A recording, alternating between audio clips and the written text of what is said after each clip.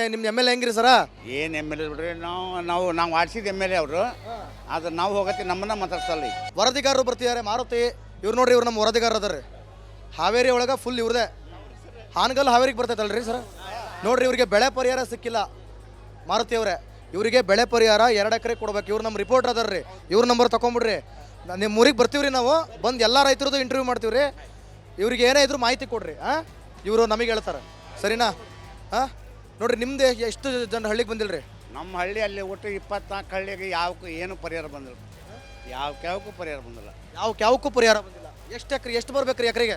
ಎಕರೆಕ್ಕೆ 3,000 ಹಾಕ್ತಾರೆ ರೀ ಅವರು. 3,000 ಹಾಕ್ತಾರೆ. ಎಕರೆಗೆ 3,000. ಅದೇನು ಲಾಭ ಐತ್ರಿ? ಎಕರೆಗೆ 3,000 ಅಂದ್ರೆ ಏನು ಲಾಭ ಐತ್ರಿ? ಹಾಕದ 3,000 ಅವ್ರು ಹಾಕೋದು. ಆದ್ರೆ ಅದು 3,000 ಕೊಡಲ್ಲ. 1,500 2,000 ಕೊಡ್ತಾರೆ ಅವ್ರು. 1,500 2,000 ಇಷ್ಟೇ. ಅಂದ್ರೆ ಎಕರೆಗೆ 3,000 ಭಾಳ ಕಮ್ಮಿ ಆಯ್ತು. ನೀವು ಎಕರೆಗೆ ಎಷ್ಟು ಲಾಭ ಮಾಡ್ತೀರಿ? ಎಕರೆಗೆ ಬೆಳೀತಂದ್ರೆ ಏನಲ್ರಿ, ಏನಂದ್ರೆ 1,00,000 ರೂಪಾಯಿ ಬೆಳಿ.